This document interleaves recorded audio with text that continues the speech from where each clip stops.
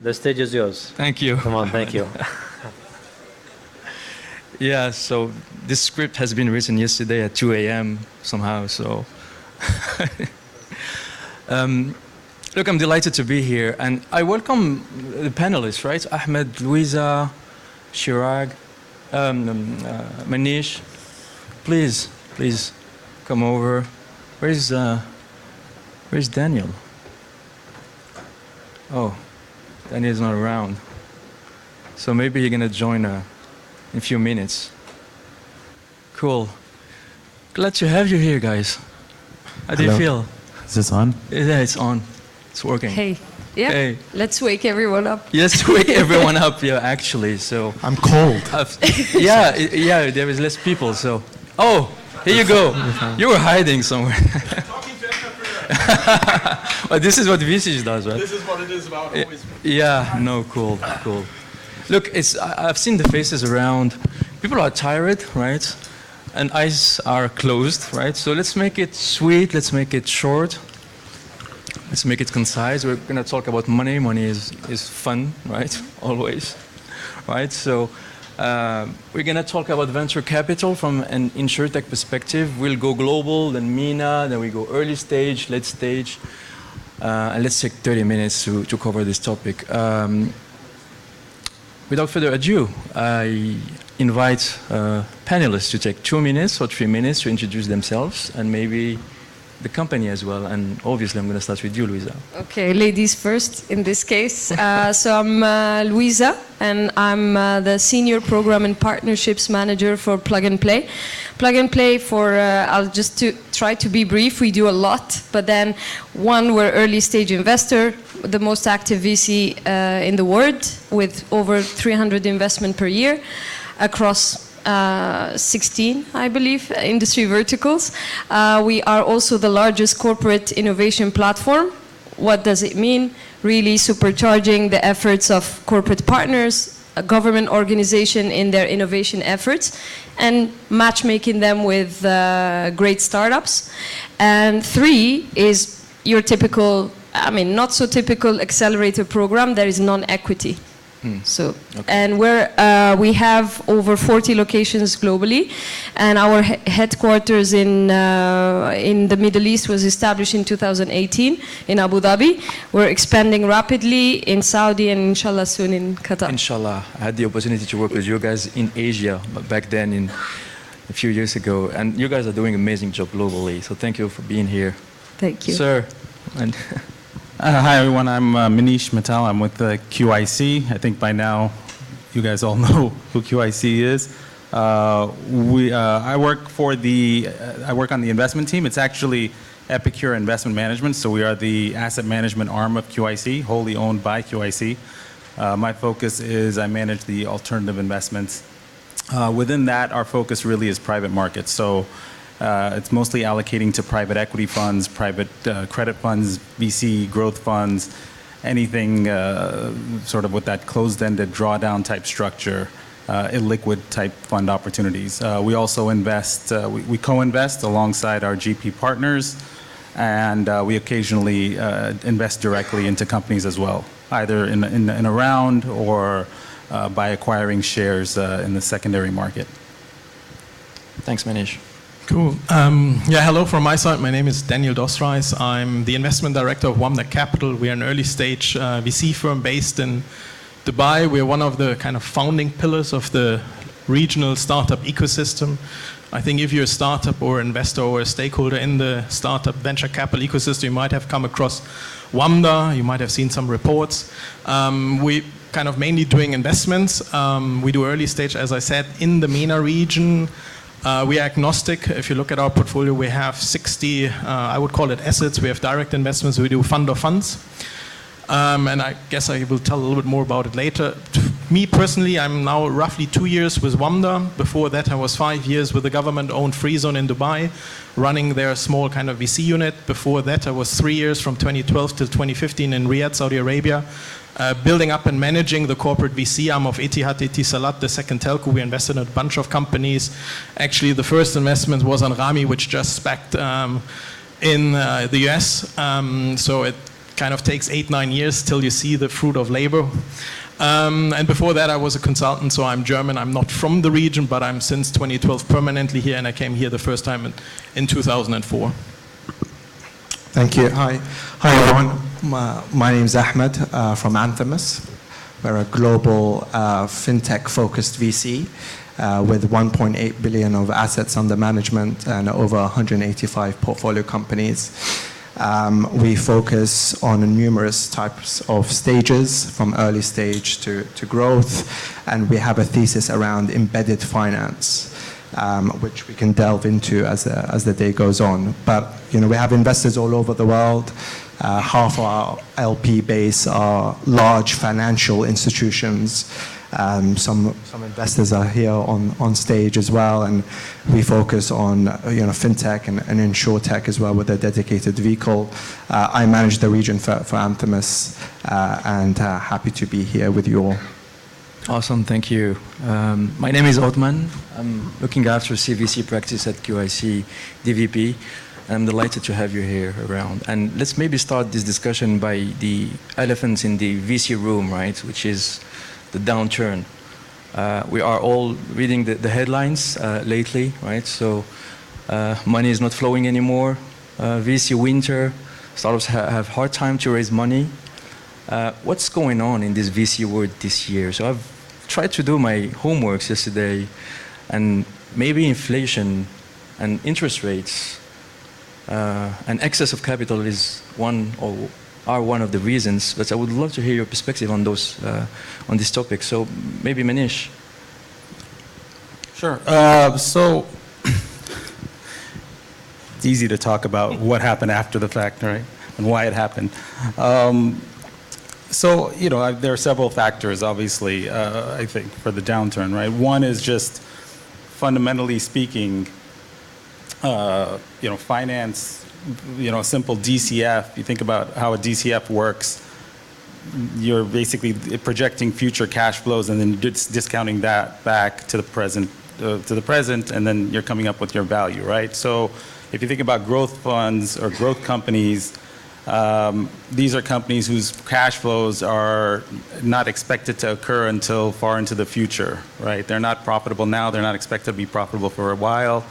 So when you discount, as interest rates go up, you use a higher discount rate, you discount those back, and you come up with a much lower present value, right? So, fundamentally speaking, the further out your cash flows are expected to be, the more you're going to be impacted in your valuation by a change in that discount rate. And so higher rates is I think, one obviously cause of why growth companies tend to fall in that environment. And then obviously, other than that, you've had sort of an unprecedented bull market of 10 plus years, 12 years. Things were looking in many respects somewhat frothy even coming into the pandemic, and then you had trillions of dollars of liquidity, which just exacerbated that, right? So you had really ridiculous valuations out there. Multiple companies trading at ridiculous multiples of revenue. So many companies, billion-dollar plus companies that had no revenue. You had a high IPO activity. You had the advent of the SPAC market, which, not to belabor the SPAC market, but that was, I think that's a very broken structure and a huge misalignment between investors and sponsors. Sponsors' only objective is to complete an acquisition, regardless of the valuation or anything else, because that's when they get paid out. So you had these SPACs acquiring businesses at valuations that just made no sense. So I think that's part of it. And then so that's the public markets, but then private markets, there was also so much capital raising in VC for many years now, and that had grown at a faster pace than anything. So if you think about 10 years ago, the VC universe represented maybe 15% of the private equity universe. Today, that number is 30%, or it's I think $2 trillion of AUM in VC 6 trillion in private equity. Private equity's grown quite a bit, so that just tells you how much VC has grown. So, you know, a lot of capital been raised, frothy markets, and so I think, and then obviously the interest rates, I think it was kind of inevitable. Thank you, I Manish. think that's where we are now. Yeah, thank you. Louiza, any views on this? I mean, I'm more, I would say you have the global landscape and then you have the MENA landscape. Yes. So on a global scale, obviously, I believe it's more a correction. We're going to experience a correction because the market was overheating last year with, you know, records have been shattered every month, every quarter is like a record break-in, like across multiple sectors, especially digital health. So right now is like, from a VC perspective, it's like, okay, let's step back and really evaluate why are we investing in this sector, in these technologies, what's the like long-term strategy when we put our money in. And it's great to invest in great ideas, but what about like the pure, like the tough metrics that we need to put in place to really evaluate the solidity of a venture? Yeah. So that's on a global scale. It's dark and gloomy, but for me, I think it's undergoing correction. But then on the other, like what you see in MENA, quite interestingly, is kind of the opposite. We are experiencing triple-digit growth in VC funding. I think it's 161% in Q2 of 2022 in comparison with last year. So for me, that's exceptionally like good because you also have foreign VCs coming into the region, like Sequoia now is very active. Yes. IGAN has just like have a like 200 million fund with Faisal Bilhoul to invest in MENA-based digital health startups. So again, probably it's a way to look elsewhere in a market where there's a lot of up-and-coming startups. We're just waking up to this tech boom. So I would say it's more optimistic out here. Okay, well, glad to hear this. And I guess, Ahmed, this is the right momentum for Anthemis to be deployed in the region, right? Yeah, no, absolutely. We have a couple of companies here, and I think we will be doing more for sure. And I think MENA is definitely catching up to a lot of other jurisdictions and geographies, and you know that's why I'm at Anthemis, Ahmed from Saudi. So you know I do fly the flag internally around the region, and you know we're looking at doing 10% of our next fund in the region, and adding as well other geographies that might be kind of outside MENA, like Pakistan and maybe Turkey as well, in terms of investing on the early stage. But back to your kind of question, I think on the you know, echo what Manish was saying around the public side. I think if we look at, you know, where PE ratios were trading at, you know, 23 times during 2020, 2021, you know, these are, you know, anomaly years really. Last year was, you know, where tech valuations were going. There was always going to be a correction. And we're seeing a bit of that now. Now we're starting to see PE ratios at, you know, 16 times, which is a bit more in year of the kind of 10-year average. And, you know, from the public side, it kind of trickles slowly down into the private side. And we're slowly starting to see that on the higher tech side. You know, if you look at where, you know, the likes of Klarna, I was in the economic forum earlier, and Elon Musk came out and he said, you know, there will be some layoffs. We're starting to see that quite a bit on the higher tech side. We're seeing as well on, you know, more Europe, the US, Series A's have decreased in terms of size by 29%. So there is a bit of punch and feel towards on the private side.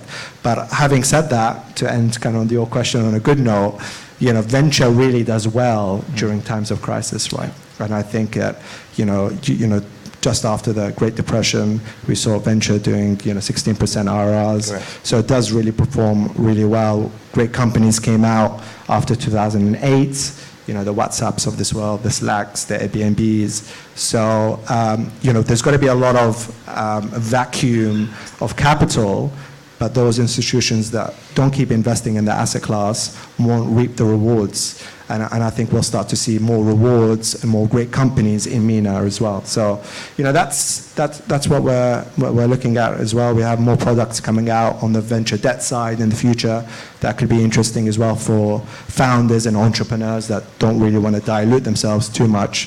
Venture debt might be an interesting product for them. But that's where we kind of stand on MENA. I agree with you. So every big party, you need to clean up a little bit to rebuild then, right? So, Daniel, you have a great look at the MENA region for the last 2 to 3 years. So would you double down what Louiza is saying as a trend, maybe from an early stage perspective? Money is still there and growth is there? I would say we go in the right direction. I think if you put venture capital dollars in relation to GDP and compare it with other regions and countries, then we're probably lacking quite a bit. There are some exciting developments. If I think back when I arrived here back in 2012, there wasn't much. There were maybe 3, 4 VCs. They still exist. It's kind of the MEVPs, Beckos, Wamdas of the world. Then came SCC Ventures and so on, but it was very kind of nascent, very early. I would argue we saw a few big trends. One is emerging ecosystems in Saudi. Riyadh has really catched up. Saudi is really a hotbed. Cairo, fintech in Egypt is completely booming, completely out of control. Fintech in general has made a huge step forward. I think if you look at numbers, I think we publish numbers, Magnet published numbers. If you look at it, it was e-commerce and then fintech. I think now it's probably equal or even fintech is leading. A lot of money is flowing into fintech. So it is exciting. We're going in the right direction. We also have international investors knocking on doors. Kingsway, Sequoia Capital, Left Lane Capital, Tiger. We see those things. That's exciting, but overall, it's still, let's say, we're lacking behind. Yes. There is a lot of angel activity, but when it comes to Series A, finding a VC who is able to write a check of, let's say, 6 million to lead the round in a $10 million round, that's already a little bit more tricky. Later stage, you again have then the big boys coming. They can write those checks. But in the middle, Series A, I don't think it's super easy to find a lead investor who takes a significant chunk out of a $10, $12 million round. Mm. Okay, and there is also a lot of CVCs in creation in the region more and more, and we're happy to be one of them, right? So maybe to give a bit of context on my next question, we've seen on the last 15 years VCs pouring money, investing in startups, and that have driven innovation, tech innovation especially. We've seen that in the consumer market. We've seen it a bit later in the financial services market, fintech first, and then Insurtech, the little boy, later. And consumers today that are used to buy on Amazon or Talabat or whatever, they want to have financial services and now even insurance, right? Experienced the same way. So from a trend perspective, maybe Ahmed, how do you see now the fintech / insurtech innovation going on? And also from Anthemis VC perspective, what are you looking after actually in this new fintech insurtech arena? Yeah, so since inception at Anthemis in 2008, where people called our founders Sean and Amy crazy for starting a fintech-focused VC, we've always had this thesis around embedded finance, and today you hear it everywhere. Everyone on the websites writes about embedded finance, but for us, it's about how does fintech interact with other sectors like mobility or healthcare or travel. And the main example that we always give is one of our companies in the US called Flow. And Flow Technologies were these two founders in the US that created really an IoT device that plugs into your water mains at home and detects any water leakages. And I remember, I wasn't at Anthemis at the time, but the team tell me that when we were trying to get this through LPAC, our limited partners were saying, what are you guys doing? You're a fintech-focused VC, focus on fintech. But when we started to dig, what we saw is actually water leakages in the US are the second biggest insurance payout in the entire of the US. And that's why we invested in them, and they were bought out by one of the largest incumbents in insurance for over $1 billion US. And we've always had this thesis of the intersect point of fintech and other sectors. So, you know, Uber, everyone uses Uber. In this room, you know, one of the best features about Uber is its payments element. So you finish the journey, you leave the car, the payment solution is embedded in the experience. You leave, you don't really have to look for your change or your receipts. For us, that's fintech being invisible and embedded in the experience. And that's our thesis around fintech. It's always looking at that intersect point between fintech and other sectors. And sometimes you'll look at our 180 plus portfolio companies and we're adding 30 on top of that every year. And it might not look like a traditional fintech company, but there's always a data play around fintech or insurance in that. And that's some of the things that we look at. And you know, the investment team, across all the teams, we get around 4,000 deals a year in terms of pipeline. And a lot of those that get funded by us tend to be playing in those you know, intersect points. So making fintech kind of invisible and embedded in the experience. I want to leverage a great view, global view, and then now MENA view on fintech, Insurtech. I've been lucky enough to be in Europe when fintech started to be hot, and then Insurtech was invisible, but then grew a few years afterwards. Same trend that we have seen in China, and I have the feeling that today Insurtech is growing, you know, out of the family, wants to be visible and not just under the umbrella of fintech.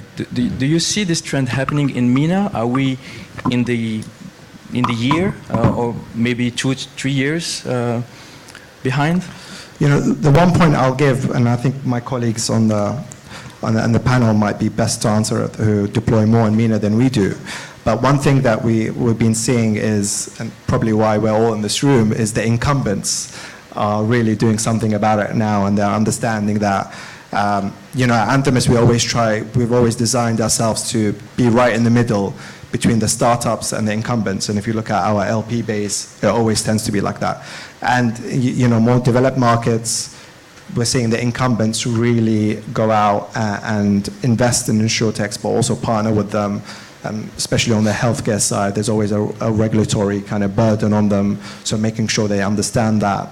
And we're seeing the incumbents, you know, really go in and invest a lot of money. And, you know, we have a dedicated growth insurance strategy, and most of the LPs there are the largest insurance companies in the world. So we see a lot of the incumbents really wake up and do a lot of things about that, but also invest. And, you know, all the great stories that we've heard, you know, around the world about insurtechs, we're seeing starting to come out in the MENA region as well. But the incumbents are moving here quite quickly, which I think will help the ecosystem grow. Partnerships will be really at the forefront. And we're seeing some portfolio companies always asking us about, you know, how do we scale in MENA? And that's one of the things I look after at Anthemis, is scaling out some of our companies and partnerships to MENA. And I think speaking to incumbents now, they're much more well receiving of companies and partnerships, which I think will continue to kind of help insurance and insurtech in the Middle East for sure.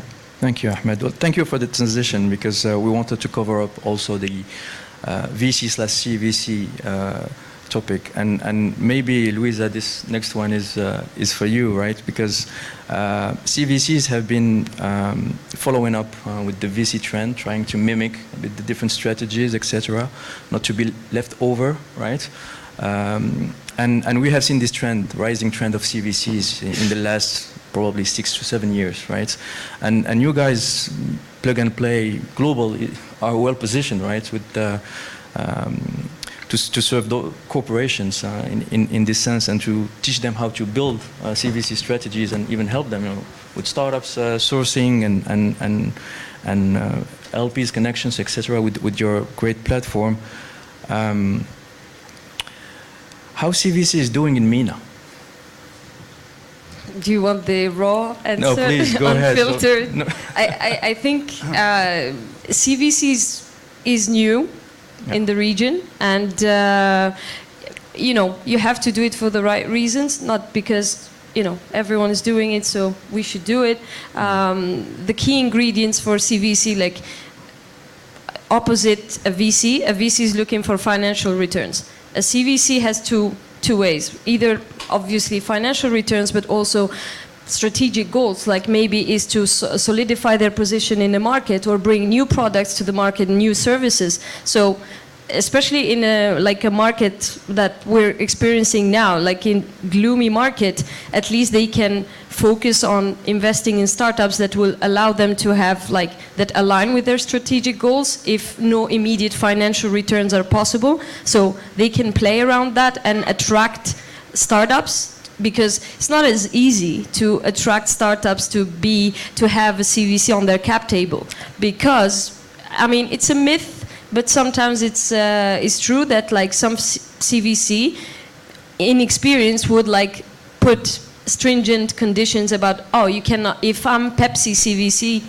I would tell you as a startup, you cannot work with Coca-Cola, which stifles your growth and so on. So I think it's really a matter of why you create that CVC arm.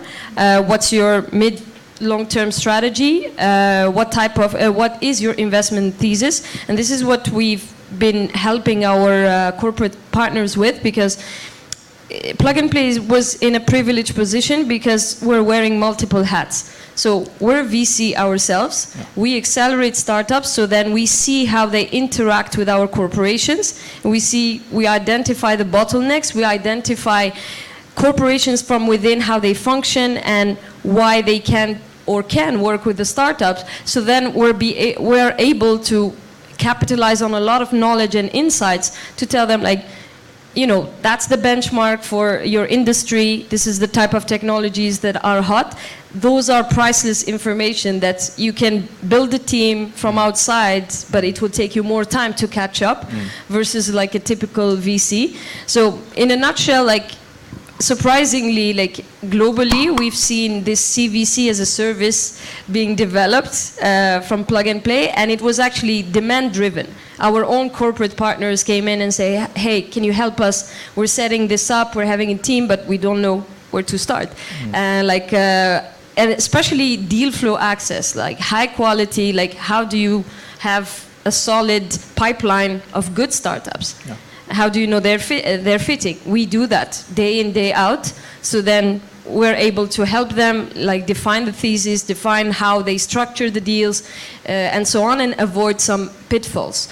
Coming back to your original question, which is here in MENA, it's starting to pick up because, again, the landscape is changing. So corporates, sovereign wealth, and the investor landscape here is quite different. You have a lot of sovereign wealth funds here, you have VCs, you have now emerging CVCs, but typically it's a very nascent activity that we're seeing, and I'm yet to see actually successful CVC deals made here in the region. So again, for me, it's going to be interesting to monitor that activity. Probably, I assume they're coming from fintech first and Insurtech before, maybe I'm shooting myself in the foot with that prediction, but a CVC in health, I'm yet to see that coming from MENA. Maybe not now. Okay, yeah, maybe not now, but now definitely CVC in Insurtech, and we hope that this event is participating to the whole trend. Manish, the next one is for you. It's the same thematic, and you are overseeing in private equity angle from this Insurtech company. And obviously you have in your portfolio a part dedicated to VCs and funds. So from your perspective, this growing CVC trend is impacting your strategies of investment somehow? Would you allocate more funds for fund of funds and VCs and CVCs? So you mean would we be impacted by investing in companies who are being invested into by CVCs as well? Yeah, both. but a more risky approach, having this specific segment in the portfolio? Yeah, look, I think, again, we're financial investors, right? So, ultimately we care about returns for the company.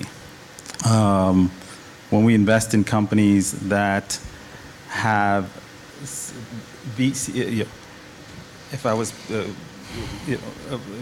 purely objectively speaking, I would say I would prefer VC investors into companies over CVC. But it's important to have CVC as well, because you want to know that there are companies in that space that validate that business model, right? So we like to see that, but ultimately CVC has priorities that are different than necessarily just gaining a financial return, right? So for us, we want to see VCs who are aligned with us in terms of thinking about these companies and eventually generating a return from them and eventually exiting them as well, because CVC, they might not care about exits, right? They can be an investor perpetually into a company, as long as it continues to stay relevant for them.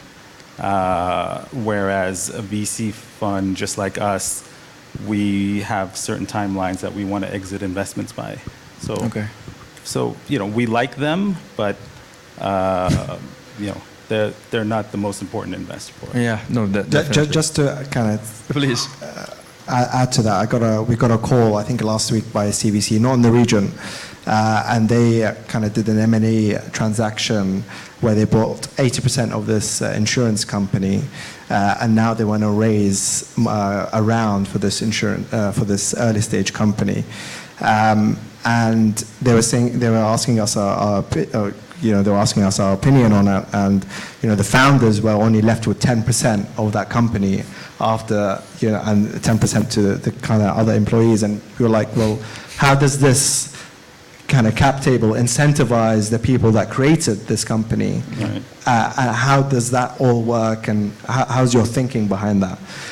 Sometimes what we've seen in this example is CVC is just going out and investing and deploying capital without thinking of the repercussions it could have in later funding rounds.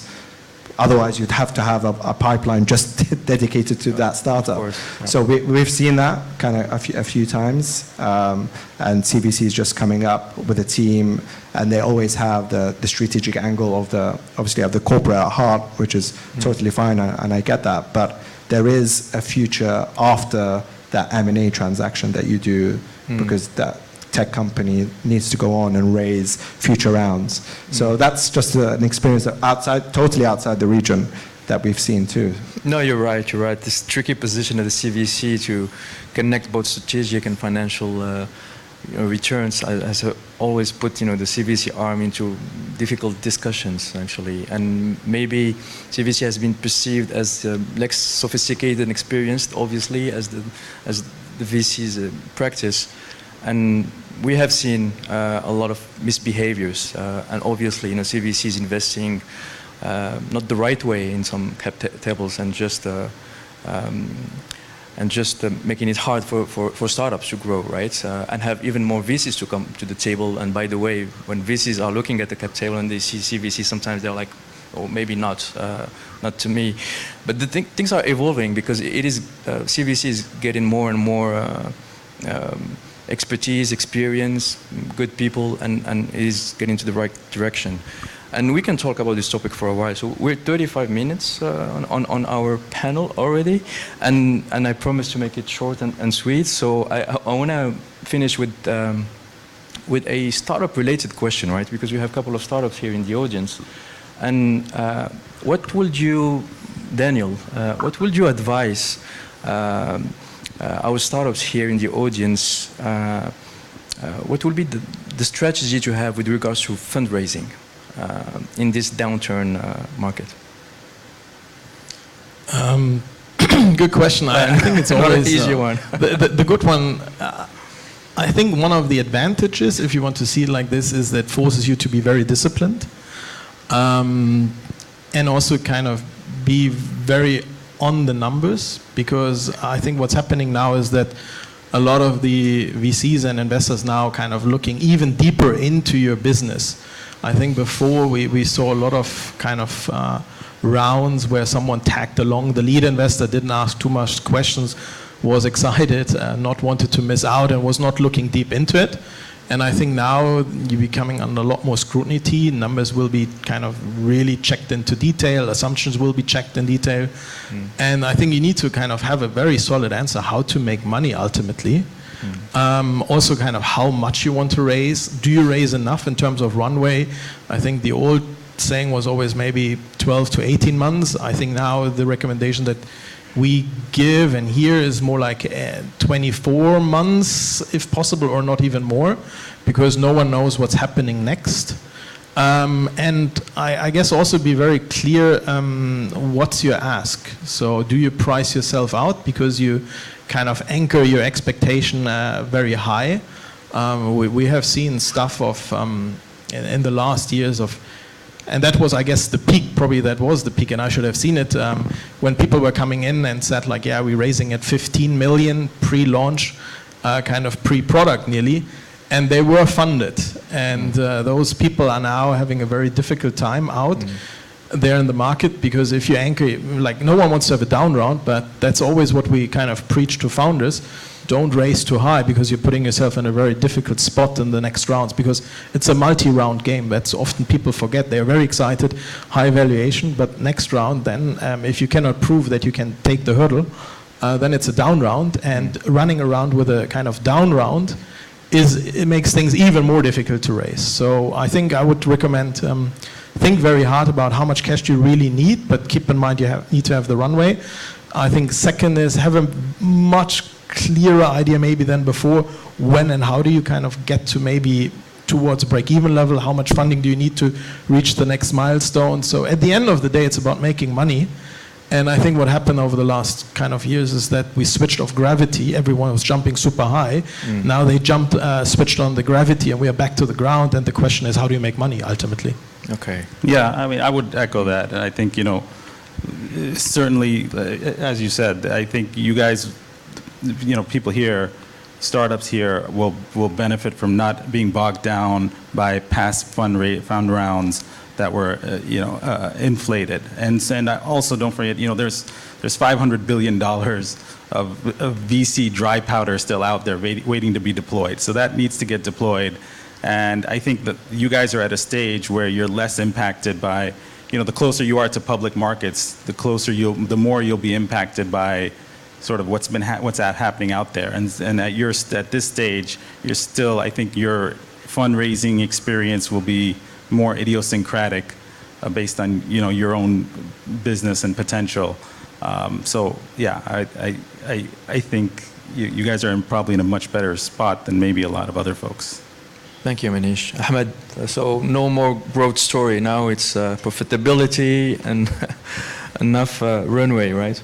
I don't know, but the word profits when it comes to technology is not really surmountable. But some of the things a couple of things that we're telling our entrepreneurs is, the winter is here in venture, and I think be overly transparent. Get out your information early, your quarterly reports, your information. Make sure your investors are kept up to date with what you need or what you have. Understand, again on runway, how much you're going to need to spend if you have some, really big expectations or big plans for growth. Maybe that could be pulled back a bit. And maybe sitting on cash today and not going shooting for the stars in terms of growth is fine, and then maybe start thinking if you're going to need emergency funding to keep the lights on. Maybe have some of those investors on your back dial in terms of start having those conversations pretty early. But having said all that, we all know cycles come and go. Yeah. And there will be a pullback of institutional capital in venture. But having said that, look at the data. Us as Anthemis, when we invested in 2009, 2010, 3 examples in our portfolio today. Betterment is the largest robo-advisor in the world, 32 billion of assets, still going really strong. Climate Corporation sold to Monsanto for over $1 billion, 2010 company. Just recently, 3 months ago, Currency Cloud got approval by the Competitions Authority in the UK to be sold to Visa. These are all companies after a crisis. So if there's going to be a lot of vacuum, and the institutions that have capital will go in and pick up some really great winners. So if you look at vintages as well, look at Cambridge Associates. The vintages that really performed well were 2010 to 2016. So there will be great winners. It's just, the stakes are high. We're raising a fund if anyone's interested as well. So that's always a good sign for us. So we're doing that, and we'll continue to deploy and doing more in MENA. So. All right. Thank you, sir. We started the discussion with you, Louiza, so we're closing it with you. A hard task to close this panel, but I'll try not to also duplicate what they mentioned, because I agree with a lot of what you said. But I think if I had to summarize it, it's raise smart money to deploy on the leanest team that you can have to withstand, this kind of period that we're in. And I don't say that just because we write small checks at Plug and Play. But smart money is really, does this investor have the right network for you to grow? Does he understand the industry? Because we lack industry specialized VCs in the region. So it's like, who can understand what I'm trying to do beyond the financial return? So yeah, smart money is the key now, and be realistic with your valuation, and because sometimes you see wacky numbers and you're like, what? So yeah, do your homework, and but still, keep that ambition that you showed and demonstrated today. Don't think Qatar, don't think MENA, think big, because I think this region has beautiful and talented entrepreneurs to show the world. So I want to see more of that in the future. Awesome. Well, thank you all for this. I hope you guys have learned something this afternoon with us. And let's call it a session. Thank you. Thank you. Thank you.